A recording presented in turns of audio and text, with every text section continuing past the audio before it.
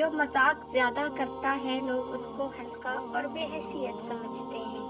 جو باتیں زیادہ کرتا ہے اس کی لغزشیں زیادہ ہوتی ہیں۔ جس کی لغزشیں زیادہ ہو جاتی ہیں اس کی حیا کم ہو جاتی ہے۔ جس کی حیا کم ہو جاتی ہے اس کی پرہیزگاری کم ہو جاتی ہے۔ جس کی پرہیزگاری کم ہو جاتی ہے اس کا دل مردہ ہو جاتا ہے۔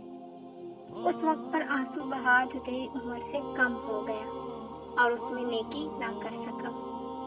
امیر تکبر کرے تو برا ہے لیکن غریب کرے تو بہت برا ہے۔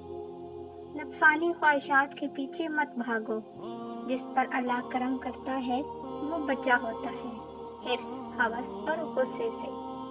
جب تک موت نے مہلت دے رکھی ہے اس وقت تک تم لوگ نیک اعمال میں ایک دوسرے سے آگے بڑھنے میں کوشش کرو، اس سے پہلے کہ موت آ جائے اور عمل کرنے کا موقع نہ رہے۔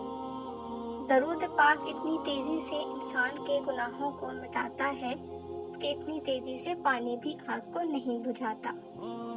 ہر چیز کے ثواب کا ایک اندازہ ہے سوائے صبر کے کہ وہ بے اندازہ ہے۔ زبان کو شکوے سے روک، خوشی کی زندگی عطا ہوگی۔ صدقہ فقیر کے سامنے عاجزی سے باادب پیش کرو، کیونکہ خوش دلی سے صدقہ دینا قبولیت کی علامت ہے۔ حضرت ابوبکر صدیق رضی اللہ عنہ نے فرمایا، اگر کوئی تم سے نصیحت مانگے تو اسے صحیح اور مخلص مشورہ دو۔ حرام مال کھانے سے پلنے والے جسم کا ٹھکانہ جہنم میں ہوتا ہے۔